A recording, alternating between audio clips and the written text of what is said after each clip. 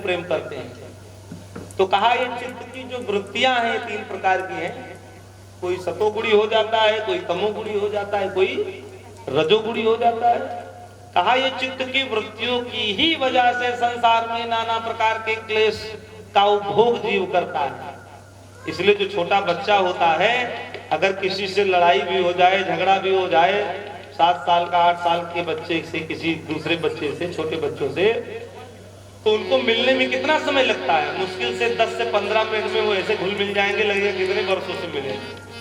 4 देशों से 4 बालकों को मंगा लीजिए एक स्थान पे, पाकिस्तान से एक को मंगा लीजिए, एक को इंडिया से मंगा लीजिए, एक को इंग्लैंड से मंगा लीजिए, फ्रांस से मंगा लीजिए, 4 भाषा बोलने वाले बच्चों को एक स्थान पे बैठा दीजिए, उनको 10 से 15 मिनट लगेगा मित्रता करने में, लगेगा वर्षों से मिले हैं। क्यों? क्योंकि उनका हृदय निर्मल है, उनको मिलने में समय नहीं लगता। झगड़ा भी हो जाए, लड़ाई भी हो जाए, तत्काल मिल जाते हैं, इसलिए उनका हृदय निर्मल। ऐसे लोग कहते हैं बच्चों के अंदर भगवान है, ये भगवान का स्वरूप है बच्चा, क्योंकि उसके अंदर भी विकार नहीं आया है, वो भी विकार से रहित है, पवित्र है। लेकिन आज हमसे किसी से लड़ाई हो जाए तब, हमसे किसी से झगड़ा हो जाए तब, मिलने में कितना समय लगेगा? पूरा जीवन लग जाएगा, लेकिन नहीं मिल पाएगा। कहीं चौराहे पर भी व्यक्ति मिल गया तो मुंह फेर लेंगे, कहीं ऐसा ना हो देख ले हमारा स्टेटस, हमारा कैरेक्टर, हमारे बहुत सारी चीजें फिर मिलने में सामने आती है, व्यक्ति नहीं मिल पाता। क्यों? क्योंकि हमारा हृदय दूषित हो गया। जैसे जैसे बड़े होते गए वैसे वैसे काम, क्रोध, मद, लोभ, ईर्ष्या, द्वेष से हृदय अपवित्र हो गया। इसलिए आज झगड़ा हो जाए, आज लड़ाई हो जाए, आज द्वेष हो जाए, तो मिलने में बरसों नहीं लगेंगे, पूरा जीवन लग जाएगा, नहीं मिल पाएंगे। भगवान कहते जब तुम्हारा हृदय इतना कलुषित हो गया, तुम हमको कैसे मिल सकते? जब तुम संसार के व्यक्तियों से नहीं मिल पा रहे हो तो हमसे कैसे मिल पाओगे? इसलिए हमको मिलना है तो बच्चे की तरह हृदय निर्मल बना लो, हृदय को पवित्र कर लो। और संसार का जीव इसीलिए बार बार संसार में आता है, भगवान इसीलिए बार बार भेजते हैं, जाओ मृत्यु लोक में, कथा सुन करके, प्रवचन सुन करके, भजन करके, दान करके, पुण्य करके अपने हृदय को निर्मल कर लो। जब तुम्हारा हृदय निर्मल हो जाएगा तब हम अपनी गोद में तुमको ले लेंगे। एक छोटा सा बच्चा जिसके शरीर में मल लगा हो और अपनी माँ के पास आए और हाथ ऐसे उठाए कि माँ हमको गोद में ले लो, तो माँ क्या करती है? उस बच्चे को डायरेक्ट गोद में लेती है? डायरेक्ट गोद में नहीं लेती, पहले उसके हाथ को पकड़ेगी, नल के पास ले जाएगी, नहलाएगी, धुलाएगी, है ना, उसके बाद में तेल लगाएगी, पाउडर लगाएगी, क्रीम लगाएगी, काजल लगाएगी, इस पे डिठौना रखेगी और उसके बाद गोद में लेकर के फिर स्तनपान कराएगी। कहा जब संसार की माँ मन लगे हुए बच्चे को अपनी गोद में लेना पसंद नहीं करती, तो सबसे बड़ी माँ वो परमपिता परमात्मा है। वो संसार के जीवों के हृदय पर जो काम, क्रोध, लोभ, मोह, ईर्ष्या, द्वेष का मन लग गया है, जो गंदगी लगी है, तो परमात्मा कैसे तुमको अपनी गोद में लेगा? भगवान कहता जब संसार की माँ बच्चे को, मन लगे हुए बच्चे को गोद लेने से घबरा जाती है, तो परमात्मा कैसे लेगा तुमको गोद में? इसीलिए भेजता है बार बार, जाओ सत्संग की गंगा में स्नान करो, जाओ भजन की गंगा का साबुन लगाओ, जाओ दान रूपी पावन पवित्र पुष्प हमारे चरणों में चढ़ाओ। जब तुम्हारा हृदय दान पुण्य से, सत्कर्म से, भजन से, कथा को सुन करके जब पवित्र हो जाएगा, निर्मल हो जाएगा, तब तुम हमारी गोद में आ जाओगे, तो तुमको मोक्ष प्राप्त हो जाएगा। लेकिन तब तक नहीं प्राप्त होगा जब तक हृदय पवित्र नहीं होगा। तो कहा ये शतोगुणी व्यक्ति जो है सबसे ज्यादा अच्छा है। तो ये सतोगुण अपने आप बढ़ेगा या बढ़ाना पड़ेगा? अपने आप बढ़ेगा। तो अपने आप बढ़ने वाला सतोगुण अपने आप नहीं बढ़ेगा, बढ़ाना पड़ेगा। कैसे बढ़ेगा? कथा सुनोगे तो सतोगुण बढ़ेगा, भगवान का भजन करोगे तो सतोगुण बढ़ेगा, सत्कर्म करोगे तो सतोगुण बढ़ेगा, स्वाध्याय करोगे तो सतोगुण बढ़ेगा, अपने आप नहीं बढ़ेगा, बढ़ाना पड़ेगा। और जब ये सतोगुण बढ़ेगा, जितना सतोगुण बढ़ता जाएगा उतना परमात्मा के सन्निकट आप होते चले जाएंगे। इसलिए सतोगुणी आप जितने यहाँ बैठे हो सब सतोगुणी हो, क्योंकि ना यहाँ रजोगुणी जा सकता है, आ भी जाएगा तो ज्यादा समय बैठेगा नहीं। तमोगुणी भी यहाँ नहीं बैठ सकता, यहाँ केवल और केवल सतोगुणी बैठ सकता है। इसलिए आप सबके अंदर सतोगुण विद्यमान है। परमात्मा से निवेदन है इसकी और वृद्धि हो और आगे बढ़ता जाए। सुखदेव कहते हैं परीक्षित, इन्हीं विकारों की वजह से, तमोगुण के विकारों की वजह से जीव नरकों में जाता है और नरक की यातनाओं का उपभोग करता है। और नरकों का वर्णन करते हुए कहते हैं कि त्रिलोक के अंतराल में दक्षिण दिशा में भूमि के नीचे के भाग में गर्म जल के ऊपर स्थित है नरक। कोई 21 नरक बताते हैं और कई विद्वान 28 प्रकार के नरक बताते हैं। और उन नरकों में जीव कब जाता है? कहा अपने कर्म के कारण। स्वाकृतैर जायते जंतु स्वाकृतैर नैव विन्दति। अपने ही कर्मों के द्वारा जीव नरक और स्वर्ग में जाता है, उसका उपभोग करता है। और 28 प्रकार के नरकों का वर्णन करते हुए कहते हैं कि पहला नरक है तामिश्र नामक नरक। इसमें कौन सा जीव जाता है? कहा जो पुरुष दूसरे के धन संतान का हरण करता है, उसे अत्यंत भयानक यमदूत काल पास में बांध करके तामिश्र नामक नरक में ले जाते हैं। उसे अन्न जल न देना, डंडे लगाना, भय दिखाना आदि अनेक उपायों से उसको प्रताड़ित किया जाता है, पीड़ित किया जाता है तामिश्र नरक में। अगला नरक कहा एक नरक है रौरव नरक। उसमें कौन सा जीव जाता है? कहा जो पुरुष इस लोक में यह शरीर मैं हूं, यह संपूर्ण संपदा हमारी है, ऐसा मान करके दूसरे से द्वेष करता है, ईर्ष्या करता है और अपने ही घमंड में चूर रहता है, वो रौरव नामक नरक में जाता है। इस नरक में वह जिसको जैसा कष्ट दिया रहता है, उसी प्रकार से एक रुरु नाम का जीव होता है, वो कीड़ा होता है, उसको काटता है, जिससे पीछे डंक मारती है, उससे भी भयानक कष्ट होता है, सर्प से भी अधिक कष्ट होता है। स्वभाव वाले जीव उसको डसते हैं, काटते हैं। कहा अगला एक नरक और है कुंभीपाक नरक। जो क्रूर मनुष्य इस लोक में अपना पेट पालने के लिए जीवित पशु पक्षियों को मार देते हैं। हमने अगले दिन प्रवचन में बताया था कि ये जो बलि है, ये जो दूसरे का वध करना है, ये सर्वथा अनुचित है, शास्त्र के विरुद्ध है। इसलिए कुछ पाखंडियों ने इसको धर्म से जोड़ दिया अपनी पेट पूजा करने के लिए और उसको बलि का रूप दे दिया।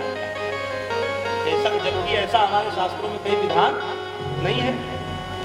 तो कहा जो जीव अपना पेट पालने के लिए दूसरे पशु पक्षियों का वध करता है, दूसरे जीव को सताता है, उसको राक्षस, यमराज के राक्षस कुंभीपाक नामक नरक में ले जाते हैं और खौलते हुए तेल में डाल देते हैं उसको। और खौलते हुए तेल में जब वो जाता है, असहनीय पीड़ा होती है, मरता नहीं, तड़पता है उसी में। जितना वो दूसरे का वध करते समय जितना वो पशु पक्षी तड़पा है, उससे कई हजार गुना ज्यादा उसको तड़पन होती है। अगला नरक है कालसूत्र नरक।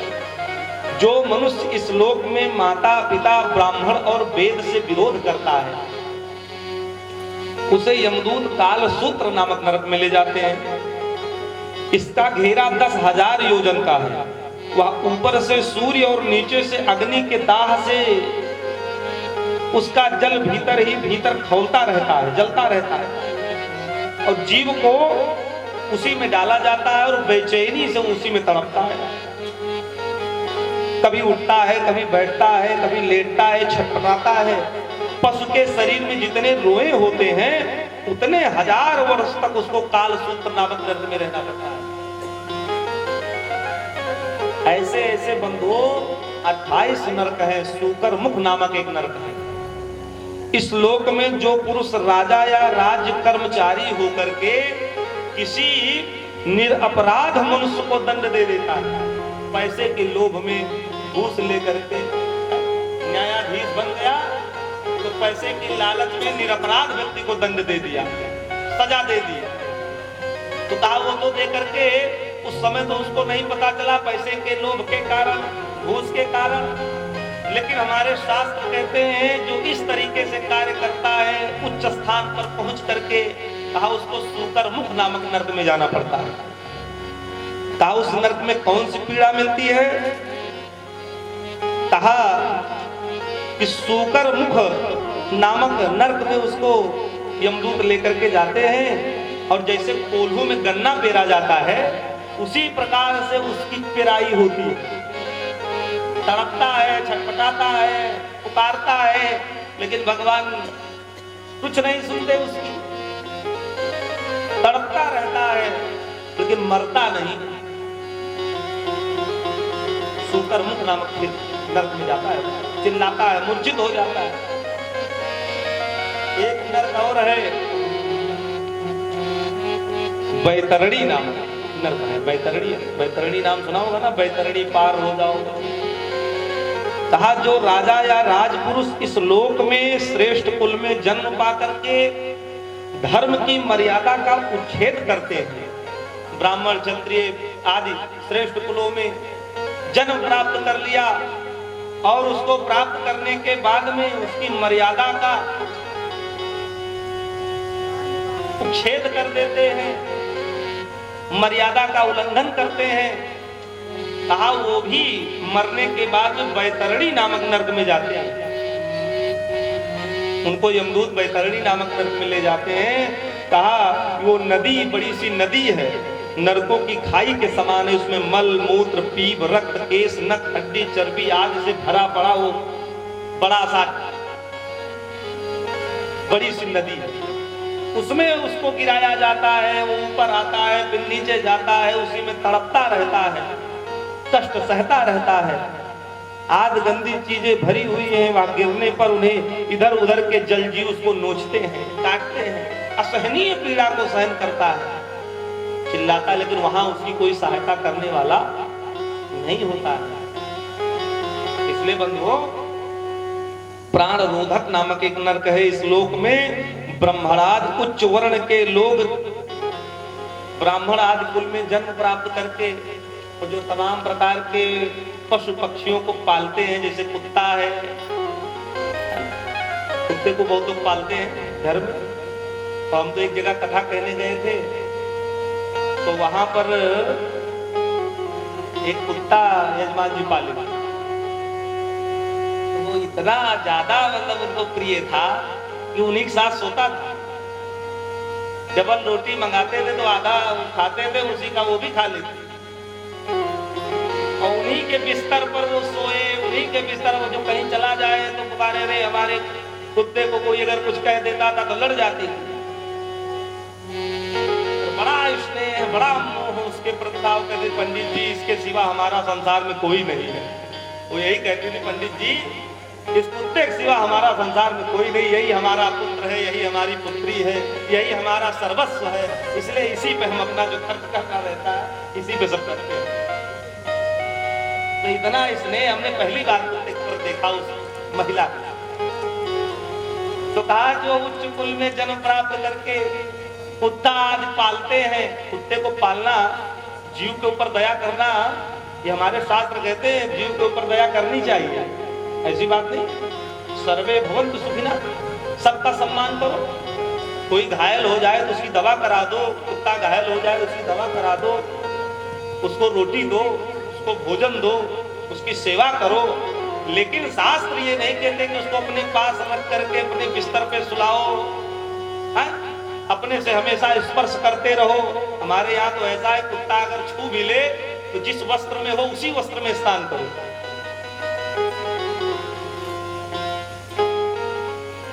इतना निषेध है। तो दया करना जीव के ऊपर ये तो शास्त्र कहते हैं, लेकिन उनके प्रति आसक्ति जमा लेना ये शास्त्र नहीं कहता। और जब कुत्ते का ध्यान करते रहोगे जीवन में, और जब अंतिम में मरोगे तो कुत्ते की याद करके मरोगे, और जब कुत्ते को याद करके मरोगे कुत्ता बन जाओगे। अंतिम स्मृति, जो अंतिम में स्मरण होगा वही बनोगे।